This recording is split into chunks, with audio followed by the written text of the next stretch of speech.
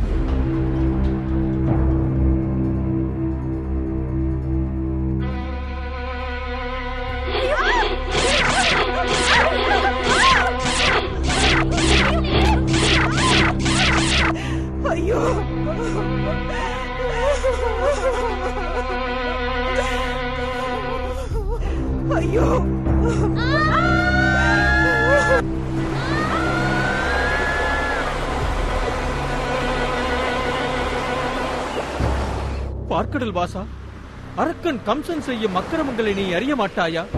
எல்லோரையும் கொண்டு குவிக்கிறான். அவன் கையால் அவஸ்தைப்படுவதை விட இந்த பார்க்கடலுக்கே எங்களை பலியாக்கிக் கொள்கிறோம். பிரம்மதேவரே, உக்ரசேனனின் மைந்தனான கம்சன் தாழ முடியாத அட்டூழியங்களை செய்து வருகிறான். என்னால் பாரத்தை சுமக்க முடியவில்லை. என் மீது பரிவு கொண்டு எனது சுமையை குறைத்து அருள வேண்டும். வாருங்கள், பார்க்கடலில் வாசம் செய்யும் விஷ்ணுவிடம் முறையிடுவோம். நான் முகனே, தேவர்களுடன் வந்திருக்கும் நீ என்னிடம் எதை விரும்புகின்றாய்? பகவானே, பூமி தேவி அசுரர்களுடைய சுமை தாங்க முடியாமல் உம்மை சரணடைய வந்திருக்கின்றாள். அவளுடைய பாரத்தை நீக்கி அருள வேண்டும். தேவர்களே, என் அம்சமாக விரைவிலேயே பூமியில் தோன்றி பூமி தேவியின் பாரத்தை நீக்குவேன். தேவர்கள் தங்கள் அம்சங்களால் பூமியில் தோன்றி அசுரர்களோடு போர் புரியட்டும். வசுதேவனுடைய மனைவியான தேவகியின் 8வது கர்ப்பத்தில் நான் அவதரித்து கம்சனாக பிறந்திருக்கும் கால நோயை கொன்று குவிப்பேன்.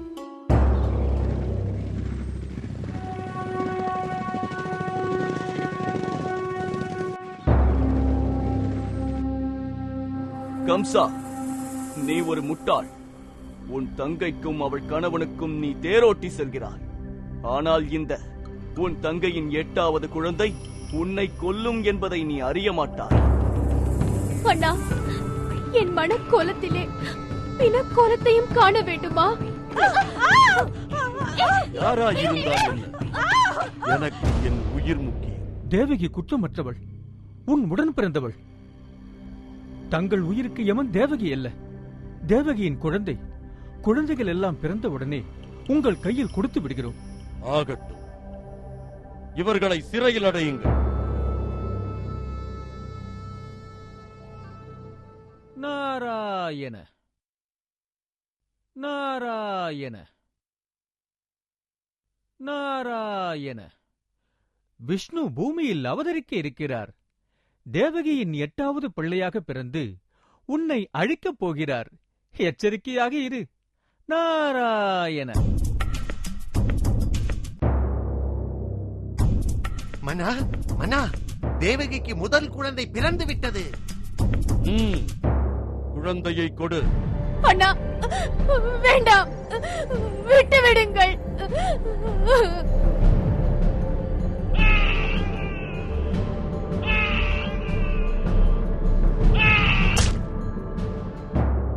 ஆதிசேஷா, தேவகியின் வயிற்றில் நீ 7வது கர்ப்பமாக அவதரிப்பாயாக. மாயை, தேவகியின் வயிற்றில் 7வது கர்ப்பமாக ஆதிசேஷன் உருவாகியிருக்கிறான். நீ அந்த கர்ப்பத்தை எடுத்துச் சென்று வசுதேவனின் முதல் மனைவியான ரோகிணியின் வயிற்றில் சேர்த்துவிடு.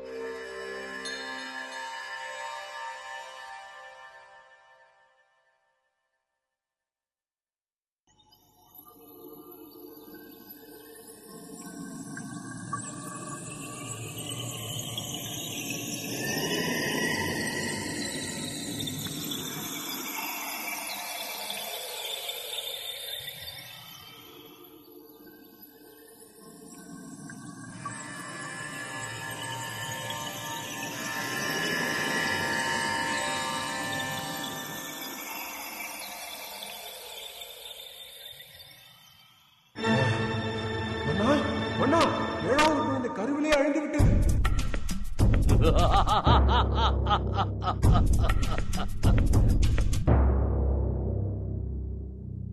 தங்கள் கட்டளைப்படி தேவகியின் கர்ப்பத்தில் இருந்த கருவை எடுத்துச் சென்று ரோகிணியின் கர்ப்பத்தில் சேர்த்து விட்டேன். அனைவரும் கருவிலேயே அழிந்துவிட்டது என்று நம்பிவிட்டார்கள். நான் 8வது கர்ப்பமாக தேவகியின் வயிற்றில் தோன்றினேன். நீ கோகுலத்தில் இருக்கும் நந்தகோபரின் மனைவி யசோதையின் வயிற்றில் கர்ப்பமாக தரித்துவிடும்.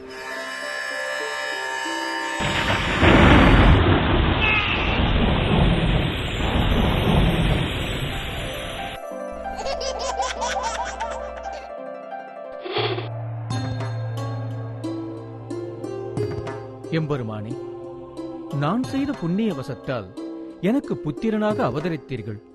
எங்கள் பிறவி பயனுடையதாகிவிட்டது.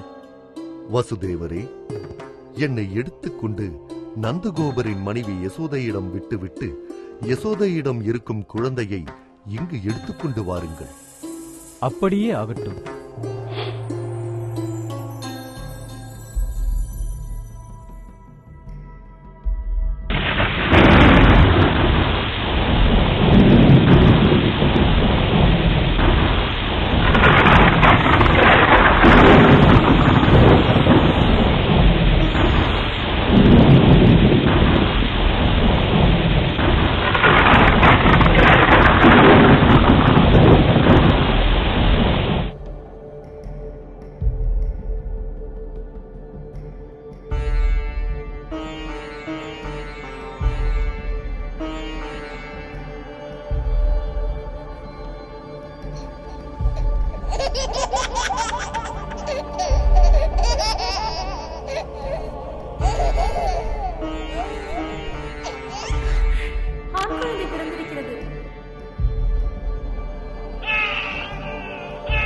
மன்னா, மன்னா, 8வது குழந்தை பிறந்து விட்டது.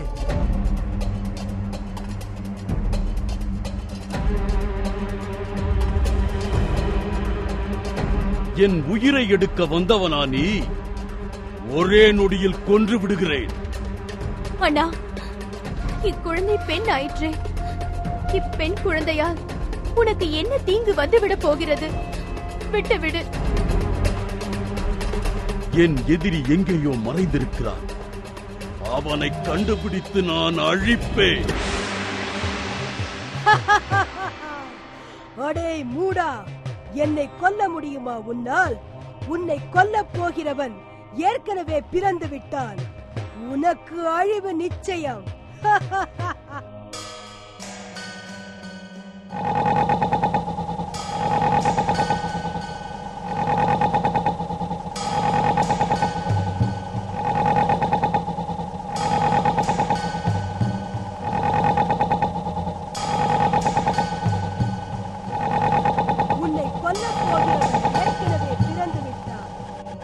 யாருங்கே?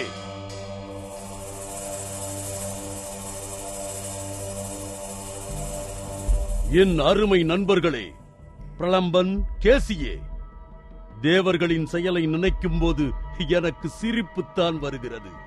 இருந்தாலும் நாம் அலட்சியமாக இருக்க வேண்டாம்.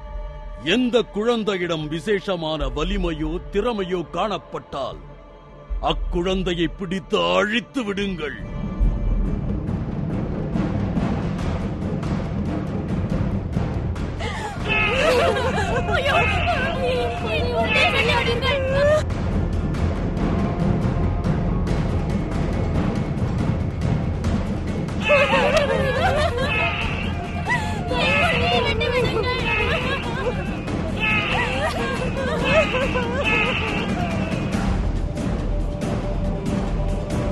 பூதனை, உனக்கு வேலை வந்துவிட்டது.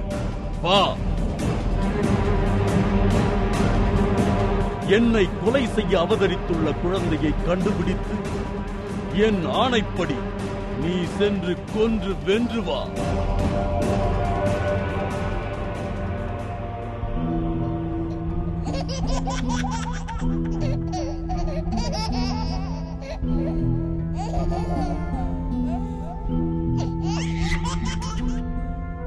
இந்த விஷத்தை தடவி கொன்று விடுகிறேன்.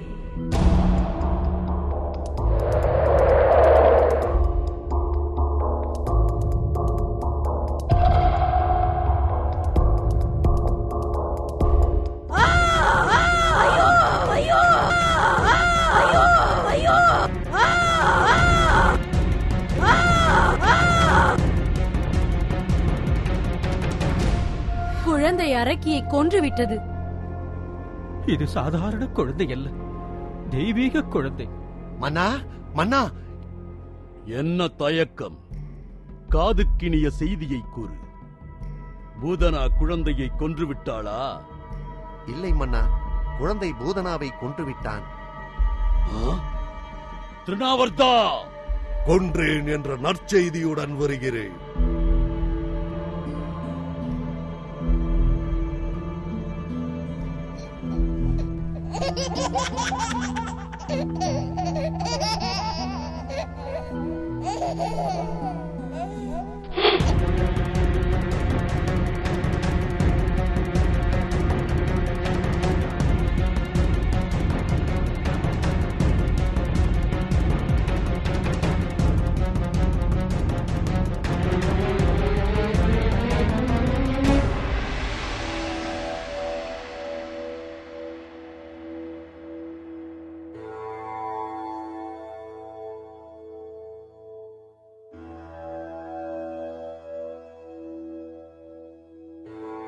யது வம்சத்தின் குருவே, தங்களை நான் இங்கு அழைத்ததின் நோக்கம் எங்கள் குழந்தைகள் இருவருக்கும் பெயர் சூட்டும் விழா நடத்த வேண்டும் என்பதற்காகத்தான்.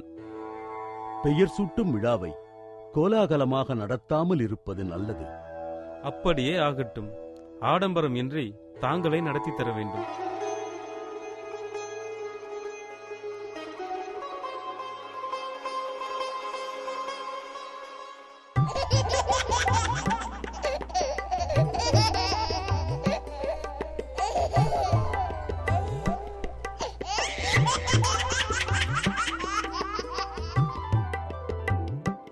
ராமா என்று பெயரிடுகிறேன். வருங்காலத்தில் இக்குழந்தை மிகுந்த பலசாலியாக பெயர் எடுக்கப் போவதால் பலராமர் என்று அழைக்கப்படுவார். இக்குழந்தை சக்தியிலும் அழகிலும் நாராயணனுக்கு சமமானதாகும். எல்லா கோபாலர்களுக்கும் பசுக்களுக்கும் மிகவும் பிரியமானவனாக இக்குழந்தை திகழும். இக்குழந்தை மிகவும் சக்தி வாய்ந்தவராகையால் அவரின் பக்தனாகும் எவரும் பகைவரின் தொல்லைக்கு ஆளாக மாட்டார்கள். இக்குழந்தையை கிருஷ்ணர் என்று பெயரிட்டு அழைப்பார்கள்.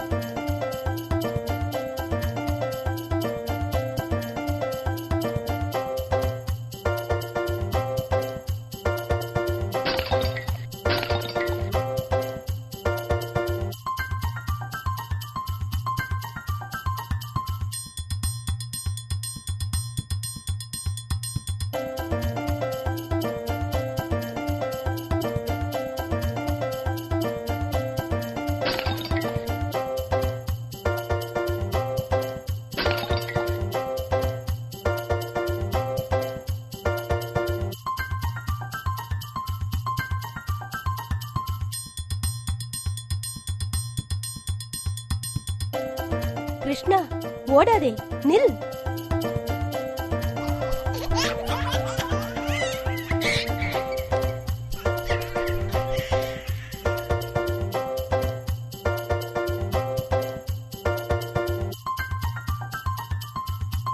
கிருஷ்ணா, மண்ணை தின்கிறாயா? இரு, உன்னை அன்னையிடம் சொல்கிறேன்.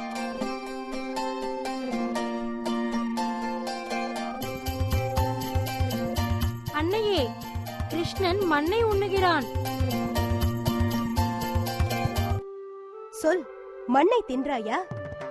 இல்லை அம்மா, இவர்கள் பொய் சொல்கிறார்கள்.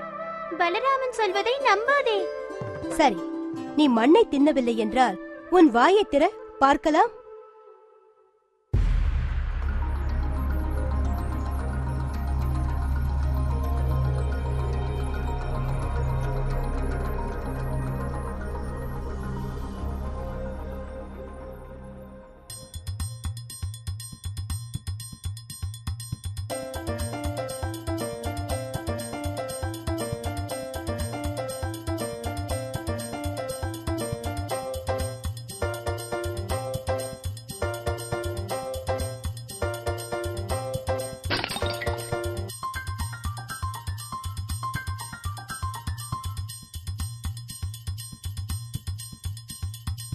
என்ன காரியம் செய்கிறாய்?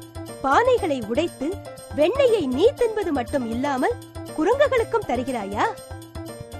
அன்னையே, இந்த தயிரும் வெண்ணையும் மிக மோசம். குரங்குகள் கூட அவற்றை சாப்பிட மறுக்கின்றன. பாருங்கள். உன்னை விட்டால் சரியாகாது, என்னுடன் வா.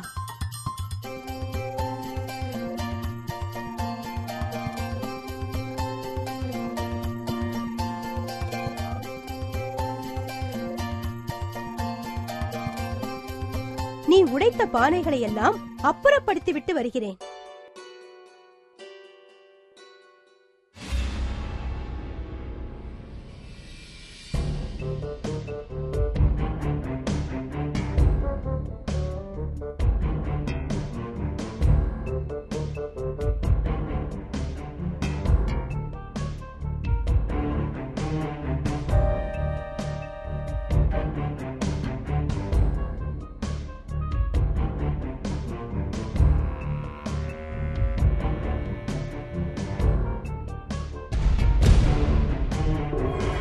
வணங்குகிறோம். நாரதரின் சாபத்தால் மருத மரங்களானோம். இன்று உங்களால் சாப விமோச்சனம் அடைந்தோம்.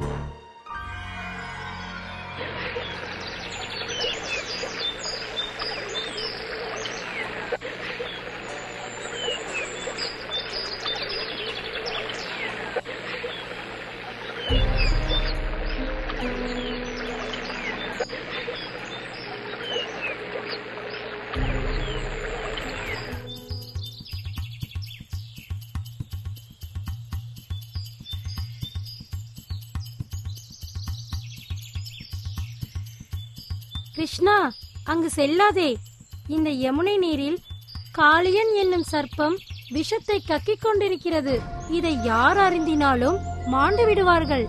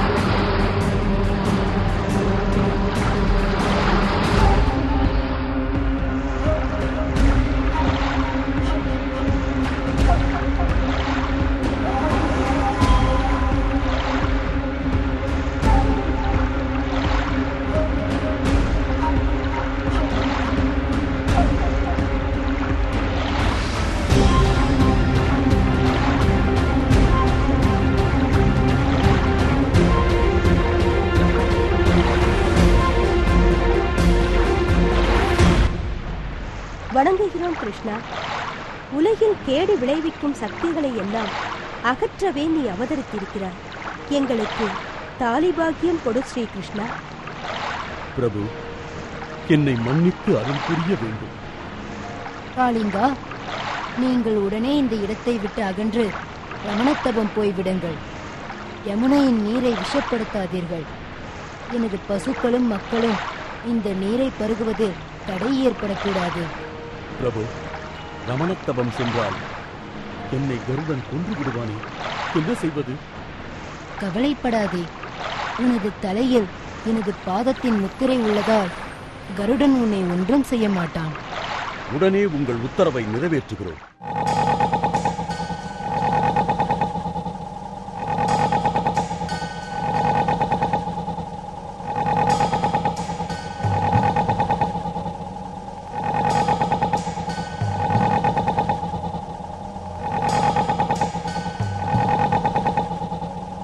வேண்டாம், வேண்டாம்,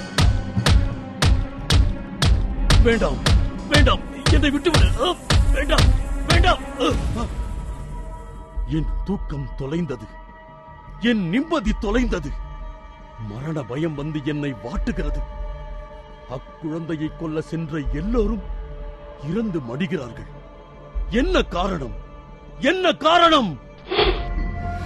மன்னா, என்னை அனுப்புங்கள். அவன் உயிரை எடுத்து வருகிறேன். சொல்லாதே, செய்.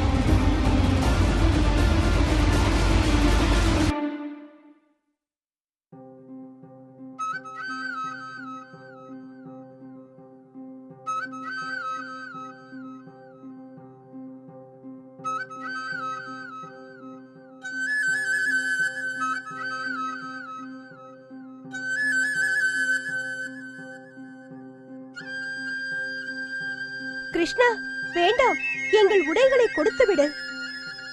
நாங்கள் வஸ்திரம் இல்லாமல் ஸ்நானம் செய்வது தவறுதான். மன்னிக்க வேண்டும்.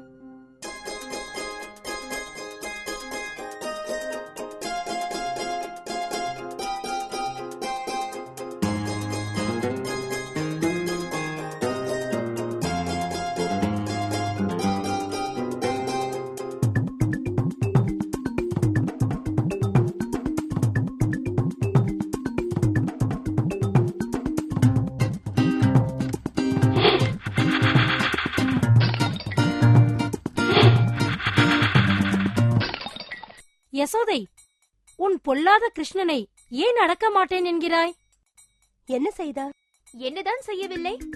ஆற்றில் நாங்கள் குளித்துக் கொண்டிருக்கும் போது கரையில் கழட்டி வைத்த ஆடைகளை திருடிக் கொண்டு செல்வது, கன்று குட்டிகளை அவிழ்த்துவிட்டு பசுமடியில் பால் குடிக்க செய்து விடுவது, நாங்கள் பால் கறக்க சென்றால் பால் சுரப்பதில்லை, தண்ணீர் பானைகளை உடைத்து விடுவது, வெண்ணெயை திருடுவது. ஆத்திரம் அடையாதீர்கள், நான் கண்டித்துக் கொள்கிறேன். நீ எதை செய்தாலும் உன் மீது கோபம் வராதடா கண்ணே.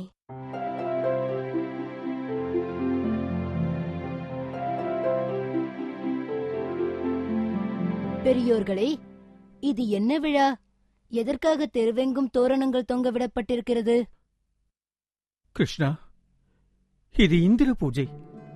இந்திரன் மேகங்களுக்கும் நீருக்கும் அதிபதியாக இருக்கின்றான். பூமியில் உள்ள நீரை சூரியன் கிரகித்து மேகங்களிலே விடுகின்றான். இந்திரனின் கட்டளைக்கு இணங்கி மேகங்கள் மழையை பொழிகின்றன. அம்மழையினால் பூமியில் பயிர் பச்சைகள் செழித்து வளர்கின்றன. அவற்றை நாம் உணவாகக் கொள்கிறோம். மழையினால் வளரும் புற்களை மாடுகள் மேய்ந்து நமக்கு தேவையான பாலை கொடுக்கின்றன. அரசர்கள் மழைக்காலம் முடிந்ததும் இந்திரனை திருப்தி செய்ய யாகம் செய்வார்கள். அதுபோல் நாமும் இந்திரன் பூஜை செய்து கொண்டாடுகிறோம். பெரியோர்களே, நாமோ பயிர் செய்பவர்கள் அல்ல. அதுபோலவே வணிகமும் செய்வதில்லை. மாடுகளை மேய்த்து பிழைக்கிறோம். நமக்கு தெய்வம் பசுக்கள். பசுக்களை பாதுகாத்தலே நமக்கு முக்கியம். யார் யாருக்கு எந்தெந்த தொழில் உரியதோ அவர்கள் அத்தொழிலை கொண்டாடுவதுதான் முறை. காடுகளையும் புல்தரைகளையும் ஆதாரமாக கொண்டுள்ள நமக்கு இங்குள்ள மலைகளே மேன்மையானவை. இந்திரனால் நமக்கு ஆவது என்ன இருக்கிறது? இங்குள்ள கோவர்த்தன மலையை பூஜிப்போம். இதையே நான் விரும்புகிறேன். நீங்கள் என்ன சொல்கிறீர்கள்? கிருஷ்ணர் சொல்வது முற்றிலும் உண்மை. கோவர்த்தன மலையையே வணங்குவோம். கோகுலவாடிகள் தாங்கள் ஆண்டுதோறும் எனக்கு செய்து வரும் பூஜையை நிறுத்திவிட்டு இன்று கோவர்த்தன மலைக்கு பூஜை செய்து விழா கொண்டாடுகின்றனர்.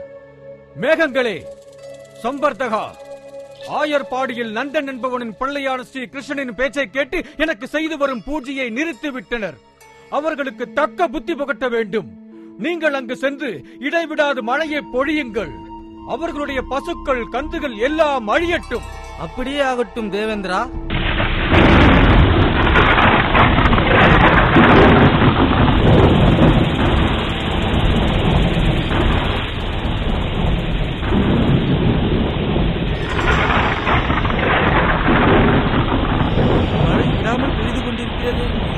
இல்லையே, எங்கும் தண்ணீர் குளம் போல் காட்சியளிக்கிறது. மாடுகள் கன்றுகள் கூட நிற்பதற்கு இடமில்லையே. நாராயணா, வெள்ளத்தில் கன்றுகள் இழுத்துச் செல்லப்படுகின்றன. எல்லோரும் உங்கள் பசுக்கள் கன்றுகளுடன் இதனடியில் வந்து தங்கிக் கொள்ளுங்கள். இங்கு காற்றும் மழையும் நம்மை ஒன்றும் செய்யாது. எத்தனை நாட்கள் ஆனாலும் இந்த மலையை கீழே விடாமல் நான் தாங்கிக் கொண்டு நிற்பேன்.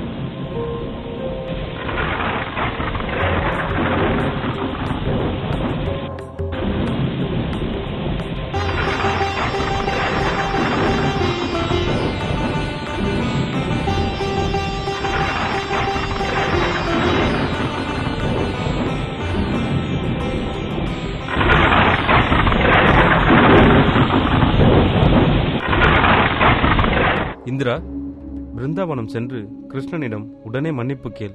அதுதான் நல்லது. சம்பர்தகா, மழை பெய்வதை நிறுத்திக் கொள்ளுங்கள்.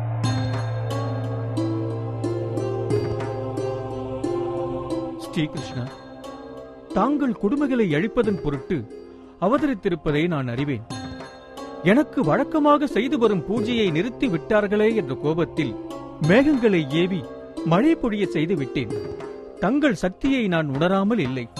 என்னை மன்னியுங்கள். நாராயண நாராயண நாராயண. கம்சா, ஏன் உன் முகம் வாடி இருக்கிறது? வசுதேவரின் அந்த 8வது குழந்தையை நினைத்து எனக்கு மிருத்யு பயம் உண்டாகிறது. தேவகியின் 8வது குழந்தைதான் ஸ்ரீ கிருஷ்ணன். நீ பெண் குழந்தை என்று முட்டாள்தனமாக நம்பிக்கொண்டிருக்கிறாய். வசுதேவர் உன்னை சரியாக ஏமாற்றி விட்டார். யசோதைக்கு பிறந்தது பெண் குழந்தை. வசுதேவர் அந்த குழந்தையை இடம் மாற்றி பலராமனை அங்கு வளரச் செய்திருக்கிறார். பலராமனும் கிருஷ்ணனும் வசுதேவரின் குழந்தைகள். நந்தகோபரின் பாதுகாப்பில் இருவரும் வளர்ந்து வருகிறார்கள். நீ அனுப்பிய அசுரர்கள் எல்லாம் கிருஷ்ணர் பலராமன் கையில் சிக்கி மடிந்து விட்டனர். ஐயோ பாவம் நீ. நாராயண. அக்ரூரரே, என் விருப்பத்திற்காக இந்த காரியத்தை நீங்கள் தட்டாமல் செய்ய வேண்டும். என்னை கொல்வதற்காக நந்தகோபனுடைய இல்லத்தில் வளர்ந்து வரும் பலராமன், கிருஷ்ணன் ஆகிய இருவரையும் நான் ஒரு தனூர் யாகம் நடத்தப் போவதாக கூறி அவர்களை இங்கே அழைத்து வர வேண்டும். நான் அந்த தருணத்தில் சானூரன், முஷ்டிகன் என்ற 2 மல்யுத்த வீரர்களுடன் போட்டி வைப்பதாக கூறி அவர்களை கொன்று விடுவேன். ஒரு கால் அவர்கள் கொல்லத் தவறினால் குவலயா பீடம் என்னும் யானையை அவர்கள் மீது ஏவி கொல்ல செய்வேன்.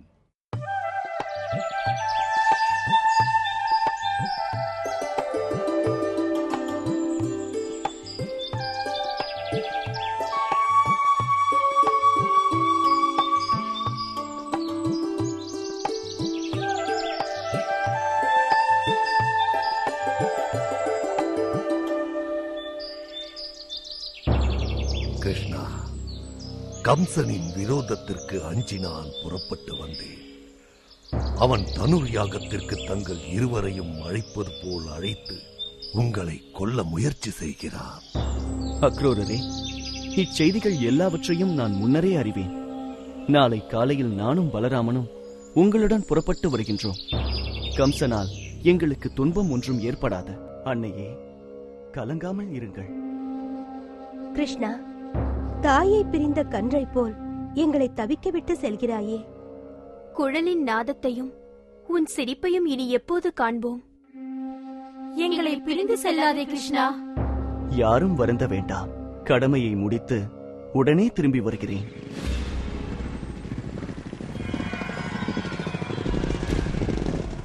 கிருஷ்ணா, நான் யமுனா நதியில் இறங்கி நீராடி விட்டு வருகிறேன். சென்று வாருங்கள். நானும் பலராமனும் தேரிலே அமர்ந்திருக்கிறோம். ஆச்சரியம், கிருஷ்ணரும் பலராமனும் தேரில் தானே அமர்ந்திருந்தார்கள். எப்படி அதற்குள் ஆற்றுக்குள் வந்தார்கள்? பெருமானே, எங்கும் நிறைந்தவரும் அநேக உருவாகவும் ஏக உருவாகவும் இருப்பவருமாகிய பரம்பொருளே, உம்மை வணங்குகின்றேன். நீரே அனைத்துமாக இருக்கின்றேன்.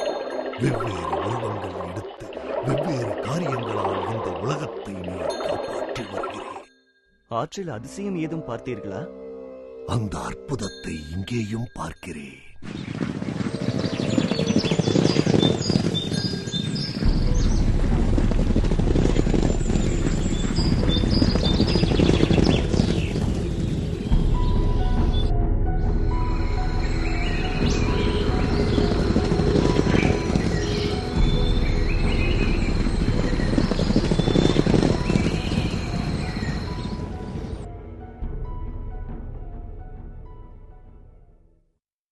எங்களுக்கு நல்ல மாலைகள் வேண்டும்.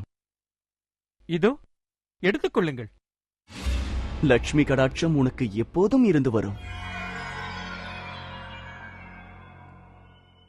பெண்ணே, இந்த வாசனை மிகுந்த சந்தனத்தை நாங்கள் விரும்புகின்றோம். இந்தாருங்கள். யாகத்துக்கான வில் எங்கே இருக்கிறது? யாகசாலையில் உள்ள மேடையில் இருக்கிறது.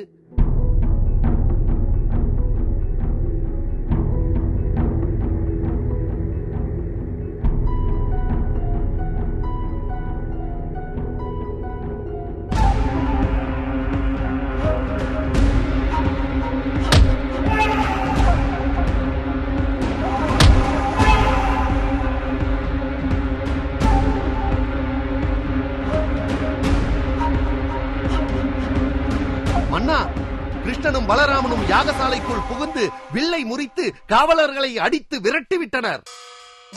சானூரன், முஷ்டிகன், இரு மல்லர்களையும் அழைத்து வாருங்கள். மல்லர்களே, நாம் எதிர்பார்த்த இடைச்சிறுவன் இதோ வந்துவிட்டார். என் உயிரை வாங்க வந்திருக்கும் அவர்களிடம் கொஞ்சமும் இரக்கம் காட்ட வேண்டாம்.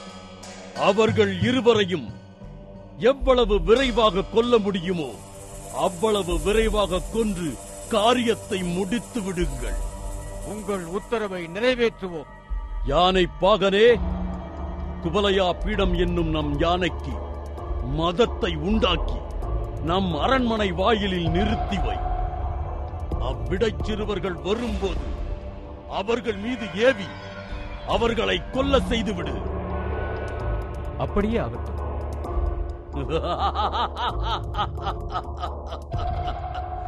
அவர்கள் அழிவு நிச்சயமாகிவிட்டது.